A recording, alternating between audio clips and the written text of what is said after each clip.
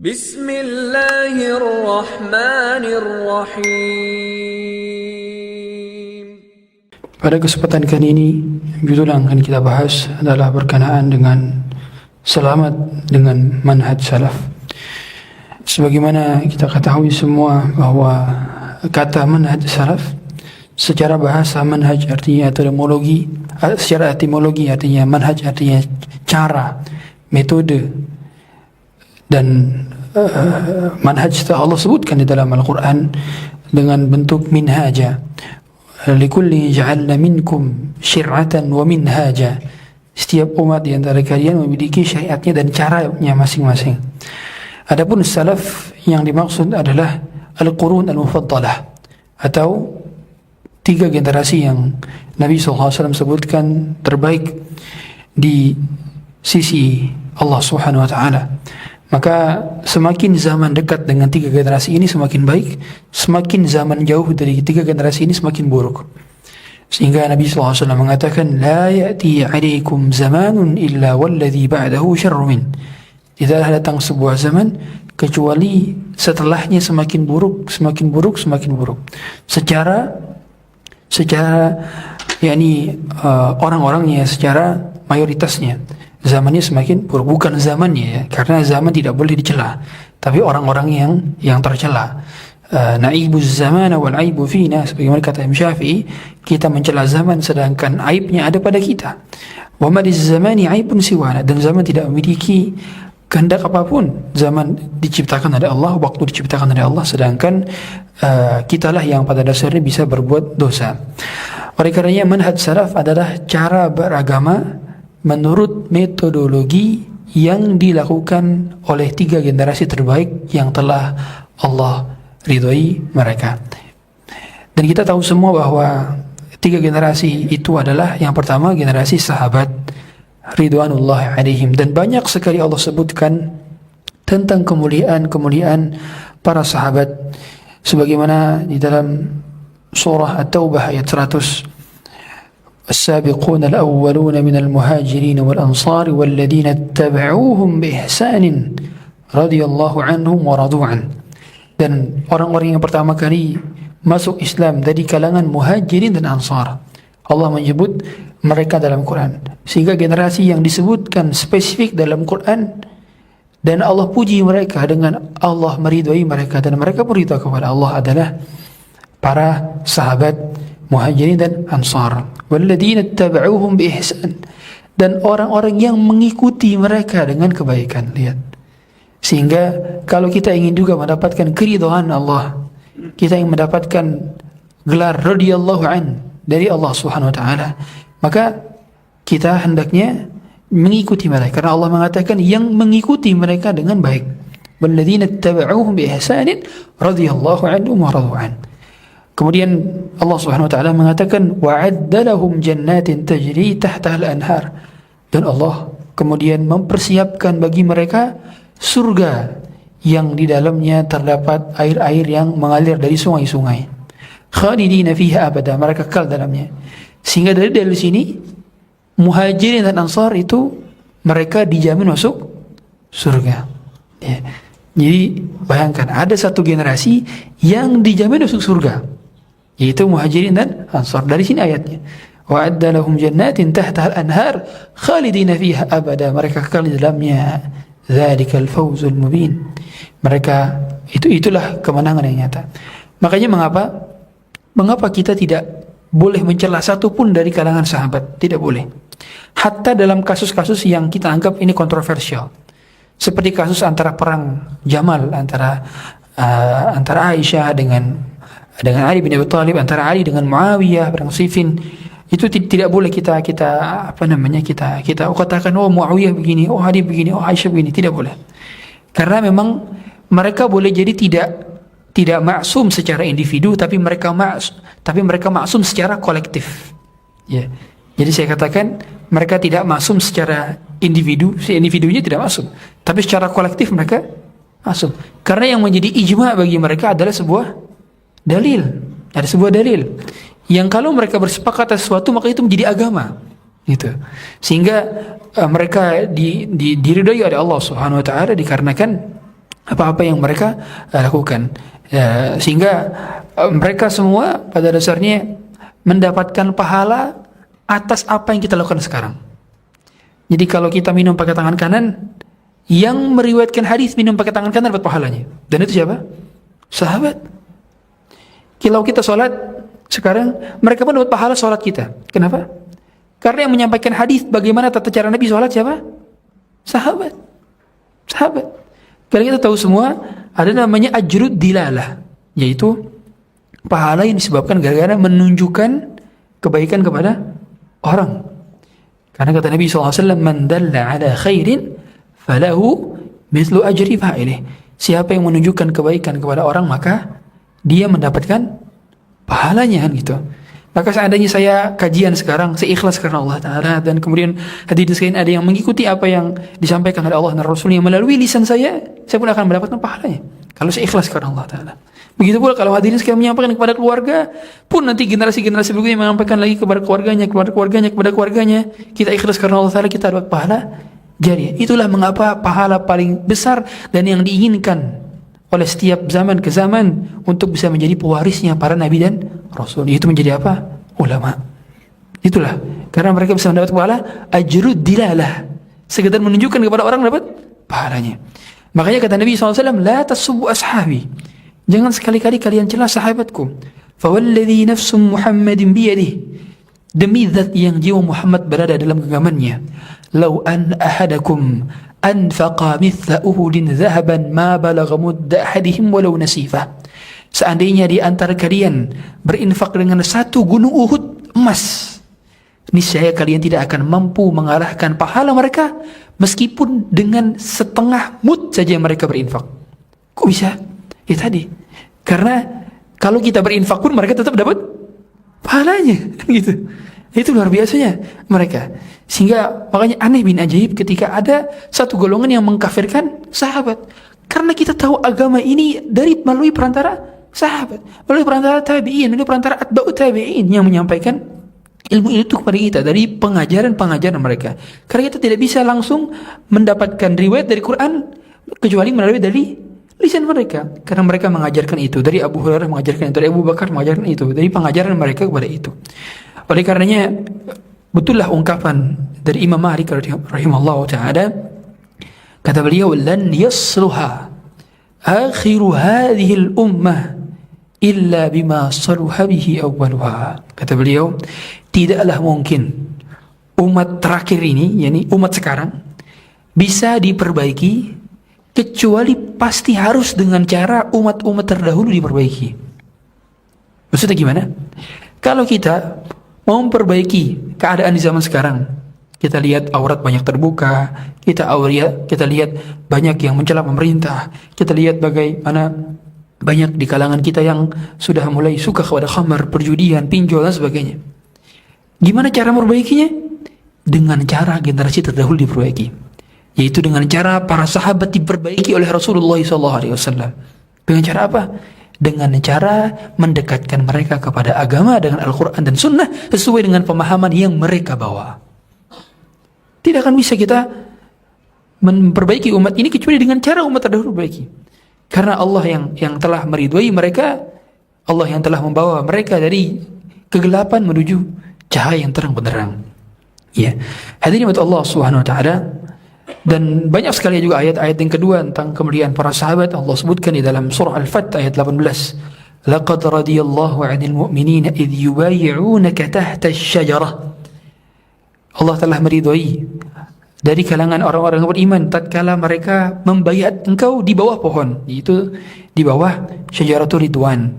Tatkala Nabi SAW dibaiat oleh para sahabat, ya, ketika itu, dan sebagian golongan tersebut itu mendapatkan keridhaan langsung dari Allah Subhanahu wa taala. Bahkan dikatakan bahwa mereka adalah penghuni surga. Ya, kemudian juga Allah menyebut memuji para sahabat di dalam surah Al-Hasyr ayat 8. Lil fuqara'il muhajirin alladziina ukhriju min diyarihim, bagi orang-orang fakir di kalangan muhajirin yang mereka keluar dari rumah-rumah mereka, yang mereka mengeluarkan, mereka keluar dari rumah-rumah mereka dan mereka mengeluarkan harta-harta mereka untuk diinfakkan dari sebagian apa yang telah Allah berikan kepada mereka, waridwanan, dan mereka tujuannya adalah untuk mencari keridhaan Allah Subhanahu wa taala. Wa yansuruna Allah wa rasulah, dan mereka menolong Allah dan Rasulnya. Ulaika humus shadiqun, mereka adalah orang-orang yang jujur.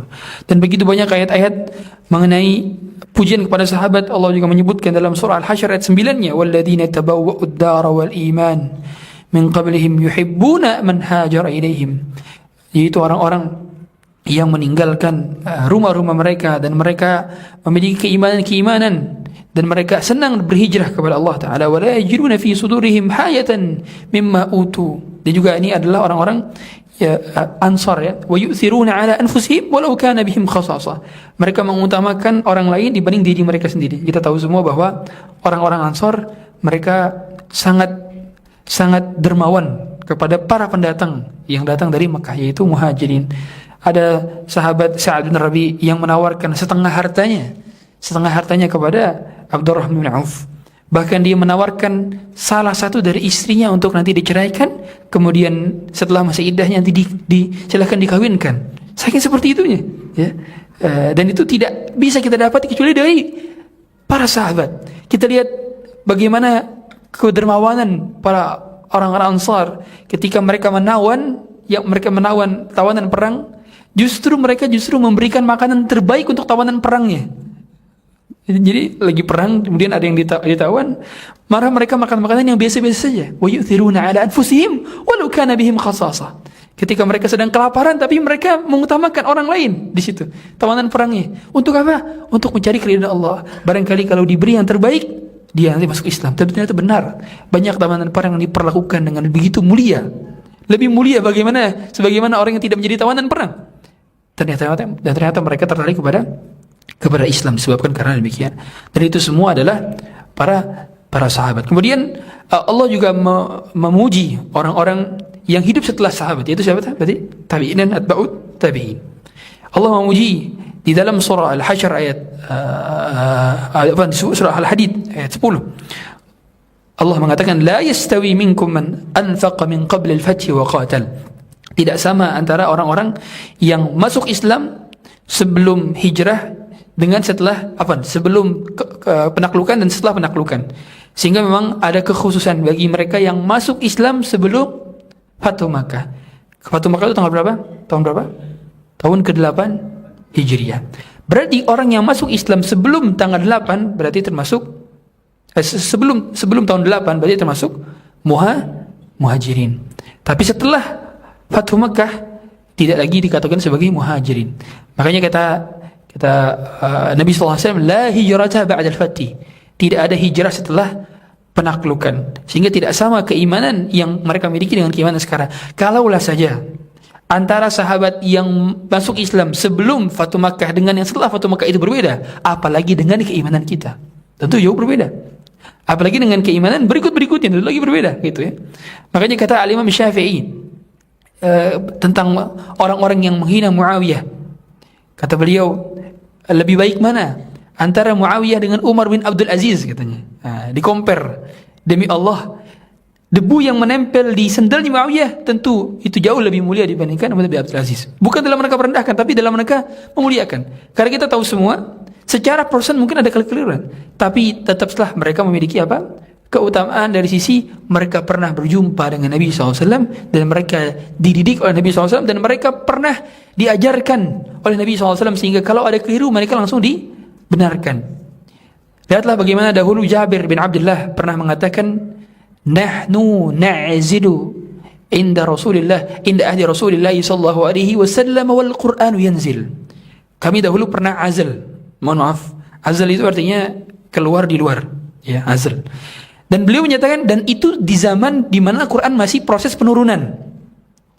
Apa pesan yang ingin disampaikan oleh Jabir bin Abdullah? Kita ini generasi yang dibimbing langsung oleh Allah, yang kapanpun kalau kita salah, Allah pasti tegur kita. Ajib.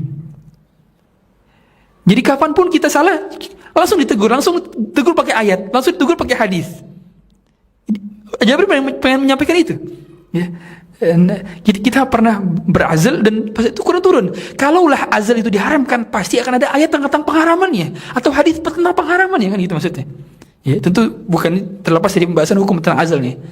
Maksudnya adalah mereka betul-betul dibimbing oleh wahyu. Hidup mereka dibimbing oleh wahyu. Jadi aneh bin ajaib kalau kita tidak mengikuti manhaj mereka dalam beragama, ya, beragama. Hadirin Allah Subhanahu wa taala. Sehingga kita bisa melihat kemudian sebagaimana dahulu para sahabat mereka bisa mengkhatamkan Quran dari dalam waktu yang singkat. Utsman bin Affan itu mengkhatamkan Quran 1 rakaat, hadirin. 1 rakaat, ya. 1 rakaat khatam, 1 rakaat khatam. Ya. Makanya wajar beliau mengatakan bahwa lau tahurat qulubukum ma syabi'tu min kalami rabbikum. Kalau bersih hati-hati kalian tidak akan pernah kenyang dengan kalam ilahi, kalam Tuhan, kalian tidak akan pernah kenyang. Kita lihat bagaimana saat para sahabat perang Tabuk, mereka berjalan kaki, sebagian berkendaraan, tapi kendaraan saat itu tidak sebanyak kendaraan sekarang, sehingga mayoritas justru berjalan kaki. Dari Madinah menuju Tabuk itu 750 kilo. Nah, mereka berjalan kaki, ternyata di sana musuhnya walk out. Ya, orang Romawi tidak hadir, akhirnya merenang. Dan semakin agung berita-berita tersohor tentang kemudian kaum muslimin. Kita lihat pada saat perang Dzatur Riqa, kaum muslimin ketika itu mereka trompa mereka sepatu-sepatu mereka, khuf mereka itu robek-robek. Mereka untuk mengganti khuf ngikat kaki-kaki mereka itu dengan tali agar kuat berjalan jauh ratusan bahkan ribuan kilometer. Subhanallah. Begitu perjuangan mereka dan seperti itulah keadaan kemuliaan yang mereka miliki dan tidak akan bisa kita compare keimanan kita dengan keimanan mereka. Makanya wajar saja keimanan Abu Bakar lebih unggul dibandingkan keimanan satu umatnya Nabi Muhammad SAW. Seluruh umatnya Nabi Muhammad SAW ditimbang dengan iman Abu Bakar, tetap lebih unggul imannya Abu Bakar. Kata Umar bin Khattab, "Law wuzina imanu Abi Bakrin bi imani ahli al-ard la rajaha bihim." Kalau seandainya iman penduduk bumi ini dari umatnya Nabi Muhammad SAW ditimbang dengan imannya Abu Bakar, maka lebih unggul. Wajar saja ada orang seperti Umar bin Khattab yang kata Nabi SAW, "Law salaka Umar fajjan la salaka asy-syaitanu fajjan ghair alladhi salaka Umar." Kalau Umar sedang lewat satu jalan, maka syaitan akan cari jalan lain yang tidak dilewati oleh Umar. Yeah. Kapan lagi ada generasi yang ada satu orang di antara mereka ditakuti oleh syaitan? Antum di sini ada yang ditakuti oleh syaitan? Gak ada. Justru sebagian banyak yang takut justru kan? Ini ditakuti oleh syaitan karena kekuatan imannya, karena keikhlasannya. Ya Umar bin Khattab dahulu kita tahu semua, kalau di siang hari, kalau dirinya tegas dalam memutuskan suatu perkara, tapi di siang hari matanya bengkak, ada bekas corak air mata di sininya karena sering menangis di malam harinya. Yeah. Dan itu yang dilakukan oleh para sahabat radhiyallahu alaihim. Sehingga manhaj mereka yang kita ikuti. Karena hadirin Allah Subhanahu wa taala, di tengah sekarang yang mana kita tahu semua banyak pemahaman yang liar yang tersebar dan itu semua tidak berdasar, maka kita tinggal mengatakan man sabaqaka bihadzal qaul. Siapa yang mendahului dengan perkataan ini? Tunjukkan siapa pendahulunya. Ya, man salafuk, siapa salafmu? Kalau ternyata ada pendapat, ternyata mereka mengatakan Allah di mana-mana, tunjukkan perkataanmu. Dari siapa perkataan itu? Tunjukkan. Karena agama ini butuh dalil. Agama ini butuh dalil. Yang dalilnya adalah berasal dari wahyu. Tidak bisa kita menggunakan semata-mata akal kita untuk menjadikan sebagai wahyu. Tidak bisa. Sehingga semua di antara kita harus bertanggungjawabkan atas apa yang kita fahami dari akidah-akidah. Dan manhaj salaf itu bukan organisasi, bukan ormas. Dia adalah pemahaman. Yang siapapun di antara kita memahami agama sesuai dengan pemahaman salafus saleh, maka dia dikategorikan manhaj salaf. Berarti apapun ormasnya, ya. Sehingga dia bukan ormas. Dia adalah pemahaman. Dan dia bukan sebuah golongan semata-mata. Makanya ada seorang perkataan sahabat, antal jamaah wa in kunta wahdak. Jadi namakan ahlus sunnah wal jamaah artinya ma wafaqas sahabah, ma ana alaihi wa ashabi, yang mengikuti dan mencocokkan atas apa yang dilakukan oleh para sahabat. Meskipun sekarang kita sendirian, Ya. Hatta seandainya kita sendirian dan kita mengikuti pemahaman yang benar sesuai dengan pemahaman salaf saleh, maka kita bermanhaj salaf. Meskipun tidak terafiliasi oleh ormas ini, ormas itu, tidak memiliki KTA di ormas ini, ormas itu, tapi kalau misalkan pemahaman dia benar, maka dia termasuk kategori manhaj salaf. Hadirin Allah Subhanahu wa taala, manhaj salaf dapat diketahui dari beberapa hal. Yang pertama, ciri khas manhaj salaf adalah mengagungkan dalil. Mengagungkan dan memuliakan dalil. Sehingga kajiannya padat dan diisikan, dipenuhi dengan dalil-dalil. Apa yang disampaikan berbobot dengan dalil. Meskipun retorikanya tidak baik, tapi kalau diisi dengan dalil akan terasa seperti daging wagyu A5. Ya. Tapi sebaliknya, kalau hanya retorika yang bagus, tapi tidak ada dalilnya, hanya cuap-cuap belaka, akan terasa kering, kerontang. Begitulah memang kalau orang yang sudah senang dengan ilmiah akan senang dengan rujukan yang sahih. Dan tujuan daripada kita belajar agama adalah untuk mendapatkan pencerahan, bukan sekedar hiburan. Ingat, tujuan dari kajian ini bukan sekedar entertain, bukan sekedar hiburan. Karena kalau sekedar hiburan, apa bedanya dengan film, apa bedanya dengan sinetron, apa bedanya dengan sitkom lawak? Tidak ada bedanya. Sehingga tujuan daripada adanya kajian adalah bertambahnya iman kita setelah pulang kita dari kajian, bukan bertambahnya senang-senang. Ya. Hadirin Allah Subhanahu wa taala, dan manhaj salaf ini sangat takut kepada dalil sehingga sangat terlihat perbedaannya. Ya, perbedaannya. Apa-apa kalau ditanya, yang pertama kali disampaikan adalah qala Allah, qala Rasul. Perkataan Allah dan perkataan Rasul.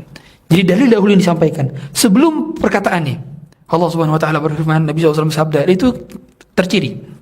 Saya kemarin sempat ikut daurah di HBS sama Syekh Masyhur Hasan Salman, dan beliau menjelaskan tentang ciri daripada kajian sunnah itu adalah terlihat dari pertama kali jawaban ketika ditanyakan, adakah dalil dari setiap jawaban itu. Ya, itu terlihat. Bukan pendapat saya begini, pendapat saya bukan. Jadi tidak mengatakan ini pendapat saya, menurut saya begini, enggak. Ya, karena dia takut berkata atas apa yang tidak ada pendahulunya. Makanya ada ungkapan dari Imam Malik, man lam yakun yawma idzin dinan falaysa al-yawma dinan. Apa-apa yang di zaman Nabi SAW bukan agama, maka hari ini pun bukan agama. Maksudnya, apa-apa yang di zaman tersebut tidak disyariatkan, maka di zaman ini pun tidak disyariatkan. Apa-apa yang di zaman Nabi SAW bukan ibadah, maka sekarang pun bukan ibadah. Selesai. Karena agama ini sudah sempurna, yang seperti sebuah bangunan yang sudah tertata rapi dengan ornamennya, dengan infrastrukturnya, dengan fasilitasnya. Ternyata kita tiba-tiba datang kemudian mencoret-coret bangunannya dengan pilok atau dengan pensil warna-warni. Gimana akan pemilik gedungnya akan marah pasti kan? Begitulah keadaan orang-orang yang merasa agama ini perlu ditambah-tambahkan. Makanya ada perkataan ulama, siapa yang menyangka siapa yang menyangka bahwa agama ini masih perlu untuk ditambah atau dikurang, faqad za'ama bi anna Muhammadan qad khana ar-risalah, maka dia menyangka bahwa berarti Muhammad telah mengkhianati risalah kenabian. Iya, karena berarti dia menyangka bahwa Nabi Muhammad SAW tidak menyampaikan secara sempurna, masih ada yang perlu dikurangi atau perlu ditambahi. Maka pemahaman seperti ini berarti menyelisihi ayat al-yawma akmaltu lakum dinakum wa atmamtu 'alaikum ni'mati wa raditu lakum al-islam dinan. Yang hari ini kami telah sempurnakan agama kalian untuk kalian, sehingga agama ini tidak perlu ditambah-tambah. Ya, itu ciri manhaj salaf adalah mengagungkan dalil. Yang kedua, ciri manhaj salaf adalah berpedoman teguh merujuk kepada dalil yang sahih, sehingga sangat-sangat selektif dalam memilih dalil. Tidak semua yang dikatakan ini dalil tidak dianggap. Ya, tidak semua langsung dianggap. Harus kita cross check dulu bagaimana kesahihan hadisnya, kesahihan perkataannya. Sangat berhati-hati untuk menukilkan perkataan, tidak sembarangan. Ya, karena sekarang di zaman kita, makanya saya beri judul selamat dengan manhaj salaf itu di zaman ketika banyak hadis-hadis palsu bertebaran. Hadis palsu bertebaran, terutama di TikTok. Ya, banyak sekali cuplikan hadis-hadis berkata kepada Nabi SAW, ini dusta atas Nabi SAW yang dia mempersiapkan kaflingnya di neraka. Kata Nabi SAW dalam hadis yang mutawatir, man kadzdzaba alayya muta'ammidan falyatabawwa maq'adahu minan nar. Siapa yang berdusta atas namaku, maka dia mempersiapkan tempatnya di neraka. Sehingga hanya menggunakan dalil-dalil yang sahih. Apa dalil yang sahih yang disepakati oleh para ulama? Ada 4. Yang pertama Al-Quran, yang kedua As-Sunnah, yang ketiga Ijma', yang keempat Qiyas. Meskipun yang keempat ini diproyeksikan oleh para ulama, tapi jumhur para salafus saleh menggunakan qiyas. Jumhur para salafus saleh menggunakan qiyas. Jadi 4 tingkatan ini. Yang pertama adalah Quran, yang kedua adalah Sunnah, yang ketiga adalah Ijma', yang keempat adalah qiyas. Ya, qiyas. Kemudian yang ketiga, tadi kan menggunakan dalil-dalil yang sahih saja. Ya, yang ketiga, pemahaman terhadap dalilnya merujuk kepada pemahaman salafus saleh. Jadi bukan hanya menggunakan dalilnya. Karena orang Khawarij pun menggunakan dalil. Tapi pemahaman mereka bukan pemahaman para sahabat. Ya, kita tahu semua ahlul bid'ah pertama yang terjadi di umat ini adalah fitnahnya Khawarij. Ya, di zaman ketika Nabi SAW itu sedang bagi-bagikan ghanimah, maka ada seorang yang bernama Dzul Khuwaisirah atau Dzul Khuwairisah, ya, yang dia berasal dari kabilah Bani Tamim, yang mengatakan, "Ya Muhammad i'dil, ya Muhammad, wahai Muhammad adil." Subhanallah. Berlaku adillah wahai Muhammad. Dia pertama mengatakan Muhammad bukan ya Rasulullah. Yang kedua dia menyuruh Nabi SAW untuk adil. Wa ilaka wa may ya'dilu in lam ya'dil. Kata Nabi Muhammad SAW, kalau bukan aku yang berlaku adil, lalu siapa lagi yang bisa berlaku adil? Ajib. Nabi Muhammad SAW adalah orang paling adil di antara kita semua. Kok bisa-bisanya disuruh untuk beradil? Maka Nabi pun mengatakan, akan ada kaum seperti dia yang hidup setelahnya, yang kalian yahqiru ahadukum salatahu ma'a salatihim, yang kalian akan meremehkan salat-salat kalian dibanding salat mereka. Qira'atuhum ma'a qira'atihim, bacaan Quran mereka dibanding bacaan Quran kalian akan meremehkan. Walakin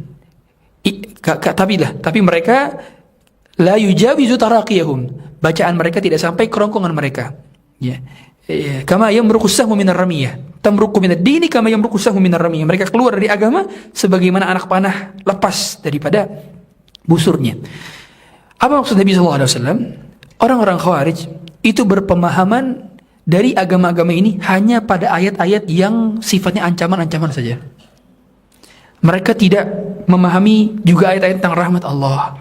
Jadi mereka hanya memahami ayat-ayat atau membaca ayat-ayat yang sifatnya ancaman saja. Ya, wa man qatala mu'minan muta'ammidan fajza'uhu jahannam khalidan fiha. Ketika mereka membaca di surat Al-Maidah, siapa yang membunuh mukmin secara sengaja, maka dia akan mendapatkan neraka jahanam selama-lamanya. Akhirnya mereka mengkafirkan para pelaku dosa besar. Ya, itulah yang menjadikan akhirnya mereka berpemahaman demikian. Mereka tidak tahu bahwa Allah Subhanahu wa taala mengatakan bahwa dirinya innallaha yaghfiru ayyushraka bihi wa yaghfiru ma duna dzalika liman yasha. Mereka enggak baca ayat yang lainnya, yaitu Allah mengampuni semua dosa kecuali dosa syirik. Berarti kan berarti dosa pembunuhan berarti dosa yang di bawah syirik, kan berarti gitu. Tapi karena mereka paham satu ayat saja, baca satu ayat saja, sehingga tidak paham sampai pemahaman itu kepada mereka. Makanya para ulama mengatakan tidaklah bid'ah itu muncul kecuali dari orang-orang yang tidak memahami agama secara sempurna. Artinya hanya memahami setengah-setengah saja, belajarnya tidak tuntas. Atau dalam kata lain, mohon maaf, tidaklah bid'ah muncul kecuali datang dari orang-orang yang bodoh. Begitu kata para ulama. Karena Khawarij muncul itu sebabkan gara-gara mereka tidak memahami agama secara sempurna. Plus mereka tidak memahami sesuai dengan pemahaman para sahabat. Pemahaman Khawarij itu tidak ada yang datang dari pemahaman para sahabat, tidak ada. Tidak ada. Maka dahulu saat Ali bin Abi Thalib menyuruh Abdullah bin Abbas untuk mendakwahkan mereka, ya. Tapi ternyata sebagian dari antara mereka ada yang bertaubat, sebagian lagi tetap melakukan hal yang sama, ya. Dan itulah yang mengakibatkan terjadinya pembunuhan kepada Utsman bin Affan radhiyallahu taala an. Tatkala dia sedang baca Quran setelah salat malam, lagi berpuasa, di siang hari dibunuh oleh orang-orang yang demo ke rumahnya, sehingga tidak diperbolehkan demo di dalam Islam karena fitnahnya begitu besar. Ya. Kemudian lihatlah juga yang terjadi di zaman Ali bin Abi Thalib. Tatkala fitnah yang pertama yang terjadi kemudian adalah fitnah Syiah. Ada orang-orang yang mengagungkan Ali bin Abi Thalib di atas martabatnya. Bahkan sebagian kita tahu semua Bashar al-Assad yang dari kalangan Nusairiyah yang mana ajaran tersebut itu menuhankan Ali. Jadi menganggap Ali itu sebagai Tuhan. Ya. Itu ajaran yang dianut oleh Bashar al-Assad. Ya. Dan itu yang terjadi saat itu ketika Ali memimpin. Bahkan Ali bin Abi Thalib telah menyuruh budaknya, ya, Kumbar, untuk menggali parit bagi mereka yang tidak mau bertobat, maka dibakar hidup-hidup. Ya. Ya. Mereka tidak dibakar hidup-hidup, malah semakin menganggap Ali bin Abi Thalib sebagai Tuhan. Karena mereka ada hadis Nabi sallallahu alaihi wasallam, la yu'adzibu bin nar illa rabban nar. Tidak mengadab dengan api kecuali Tuhan api. Kecuali pemilik api. Wah, berarti Ali bin Abi Thalib adalah Tuhan. Karena dia mengadab kita dengan api, berarti dia benar-benar Tuhan. Subhanallah. Semakin diadab, malah semakin yakin bahwa Ali bin Abi Thalib adalah seorang Tuhan. Itu. Nah, maka fitnah-fitnah yang terjadi itu dari setiap zaman ke zaman, maka bid'ah yang lebih besar adalah bid'ah dalam perkara akidah. Bid'ah dalam perkara akidah. Itu yang lebih besar. Ya, yang lebih terciri, ya, dalam perkara akidah. Kalau sekarang bid'ah sekularisme, bid'ah liberalisme, kemudian pemahaman yang menyimpang, ya, agnostik, kemudian sudah sampai tahap kekufuran bahkan, ya, bahkan yang mengatakan Darwinisme dan sebagainya. Banyak sekali beda-beda zaman sekarang, dan tidak bisa kita kembalikan kecuali kita kembali kepada agama. Walhamdulillah.